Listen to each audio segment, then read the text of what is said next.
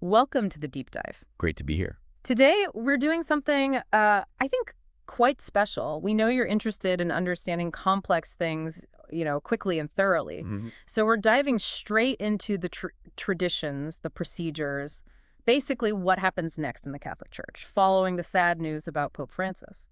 Yeah, the news broke today, April 22nd, 2025. Mm. And it's more than just procedure, isn't it? Absolutely. I mean, we're talking about the leadership for, what, roughly 1.4 billion Catholics globally. So the choice of the next pope, it carries, well, significant weight. Definitely. And our guide for this is a comprehensive report from CNN, also published today. Right. And looking at this process, it's fascinating. You see this millennia-old institution sort of adapting or maybe navigating Yeah. the modern world. Exactly. So that's our goal for this deep dive. Unpack the key phases. Okay. We'll start with the mourning period, then get into the conclave, that's the crucial election part, and finally, the announcement. And we'll touch on the rituals, the cardinals' roles, even those famous smoke signals. Couldn't miss those. Okay, so let's start at the beginning. Pope Francis has passed away. What happens immediately? Right. So the news confirms his death was from a stroke and heart failure at Casa Santa Marta, his residence. And as soon as that happens, this specific period begins. It's called the papal interregnum, Interregnum, okay. literally meaning between reigns. And during this time, one figure becomes really central, the Camerlengo. Right, the Chamberlain, essentially. And the CNN report says that's currently Cardinal Kevin Farrell, American but born in Ireland. That's him. And he has immediate duties. One of the first, and it's quite symbolic, is formally sealing the papal apartment in the Apostolic Palace. Which is interesting because Francis didn't actually live there, did he? He stayed at the Casa Santa Marta. Exactly. So it's purely symbolic now, really. It signifies the formal end of the pontificate. Historically, though, it was also about, securing the Pope's effects. Makes sense. A link to the past. Okay, so the apartment's sealed, symbolically. Then we move into the official mourning period. Yes, that's called the Novendiales. It's 9 days of mourning. 9 days. Novendiales. Got it. And tradition also dictates when the burial happens, usually between the 4th and 6th day after death. So reasonably quickly. Relatively, yeah. And based on that CNN report, we'd expect Pope Francis to lie in state, probably in St. Peter's Basilica. That's the strong expectation, potentially starting as early as Wednesday. That lets people pay their respects. I remember the scenes for Pope John Paul II back in 2005. The crowds were just immense, a huge global event. Absolutely, a real outpouring. And speaking of Francis, the report also mentions his specific wishes for his own burial. Ah, yes. Tell us about that. It sounded quite different. It really does. He apparently wanted a simple tomb, just in the ground, at the Basilica di Santa Maria Maggiore. Not in St. Peter's itself, like many previous popes. No, Santa Maria Maggiore. It's just the inscription Franciscus. Nothing elaborate. He even apparently arranged for an unnamed benefactor to cover the costs. Wow. That's quite a statement in simplicity, especially compared to those grand papal funerals we've seen, the ones drawing world leaders, former presidents. It really contrasts, doesn't it? Maybe, perhaps, a reflection of his focus, wanting to be remembered for his ministry over, say, the pomp. That's a really interesting thought. A different kind of legacy. Okay, so the mourning period is underway. Burial plans are known. What's the next major phase? We're moving towards the election itself, right? The conclave. Exactly, the conclave. This is the assembly of cardinals who actually elect the new pope. And who convenes this? That job falls to the dean of the Sacred College of Cardinals. He summons all the eligible cardinals. Eligible meaning under 80. Under 80 years old, yes. Yeah. That's the rule. The report says there are currently 135 cardinals who fit that criteria. 135? Although, didn't John Paul II set a limit? I seem to remember reading that. He did, yes. Back in 1996, he capped the number of electors at 120. So we're currently a bit over that theoretical limit. Interesting wrinkle. But all 135 under 80s are called to Rome. That's the process. And there's a specific window for when the conclave can actually start. Okay, what's that? It can begin earlier than 15 days after the Pope's death, or later than 20 days. So a minimum of just over 2 weeks, maximum just under 3. Why the delay? It's mainly practical. It gives cardinals time to travel to the Vatican from, well, all over the world. Makes sense. Though the report does add a little caveat, doesn't it? It does. It notes that if all the electors happen to get to Rome faster, the conclave could, in theory, start sooner than the 15 days. Okay. And the setting for this monumental vote? Yeah. It's the Sistine Chapel, The right? Sistine Chapel itself, imagine that, surrounded by Michelangelo's masterpieces while making this decision. Incredible. And the report stresses the secrecy, the specific procedures. How does the actual voting work? It's highly codified. Each cardinal gets a paper ballot. It's inscribed in Latin, Yeah. Iligo in summum pontificem, I elect as supreme pontiff. All right. And below that, they write the name of their choice. In secret, of course. And who can they choose? Is it just other cardinals? Well, technically, any baptized Roman Catholic male is eligible to be elected pope. Really? Any Catholic man. Technically, yes. But, and this is a huge but, the CNN report points out the last time a non-cardinal was elected was, wait for it, 1379. Urban VI. 1379. Okay, so safe to say it's likely to be one of the cardinals in the room. Extremely likely. I mean, the power structure is so centered on the College of Cardinals now. An outsider seems almost unthinkable today. It really shows how tradition, even if technically flexible, shapes the reality. That puts it into perspective. Okay, so they've written their chosen name in secret. What's next? Then comes the voting ritual itself. Each cardinal, in order of seniority oldest first, essentially goes up to the altar. They hold up their folded ballot, swear an oath, and then place it into a chalice or similar receptacle on the altar. A very solemn moment, I imagine. Very. Once everyone has voted, the ballots are mixed, then counted, and the result is announced right there to the cardinals. And what does it take to win? Simple majority? No, it's higher. A two-thirds majority is required.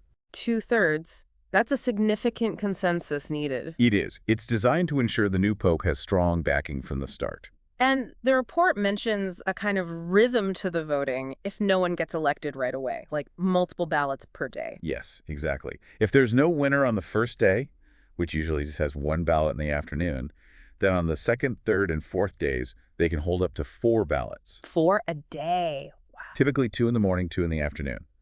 Then, interestingly, if there's still no pope after those 3 days of intense voting, the 5th day is set aside For what? for prayer, reflection, and, crucially, discussion.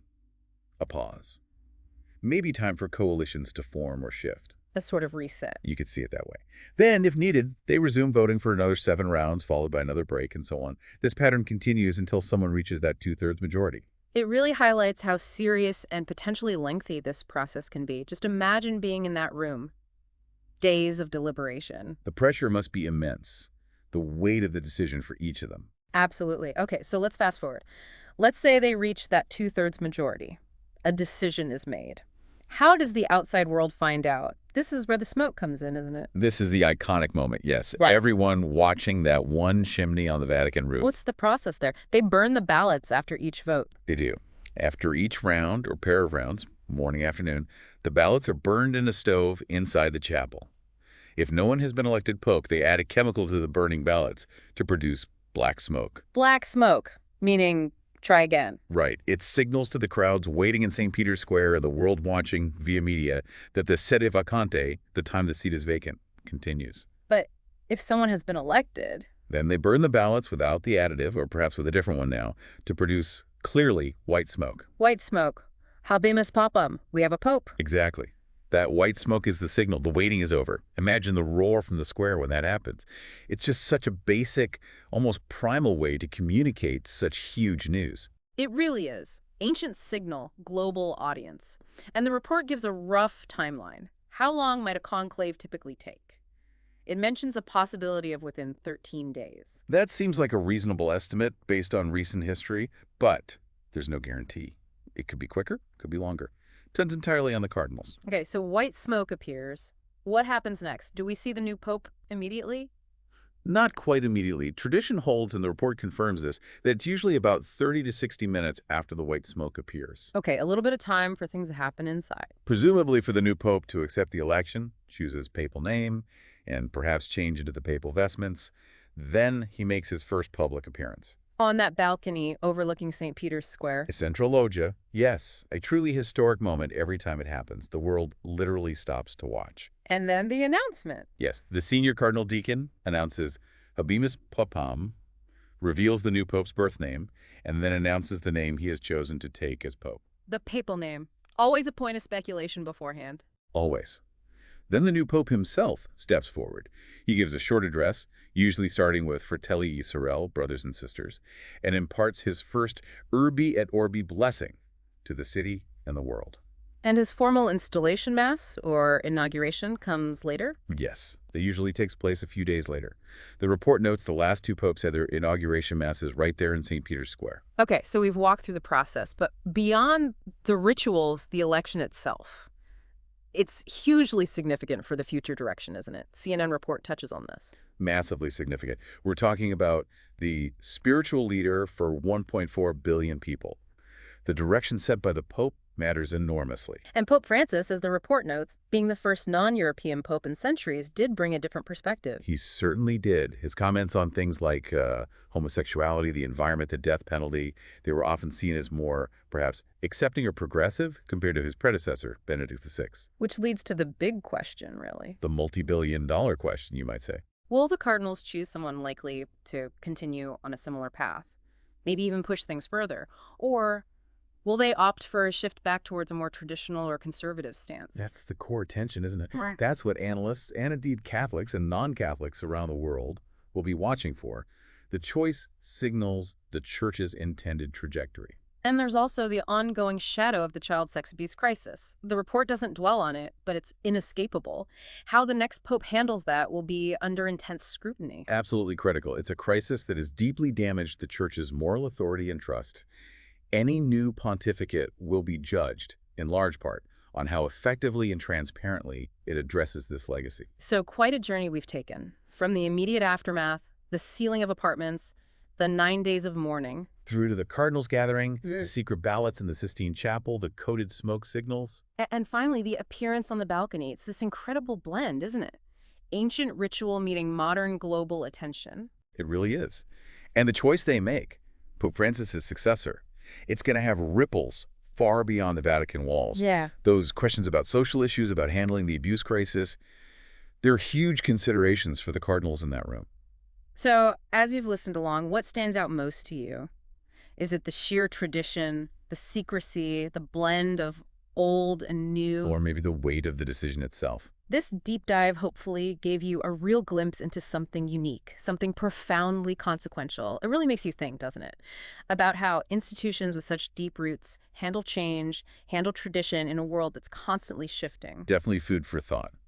Maybe consider looking into past conclaves or the potential candidates being discussed now. How does history inform this moment? Lots to ponder. Thanks for exploring this intricate process with us today.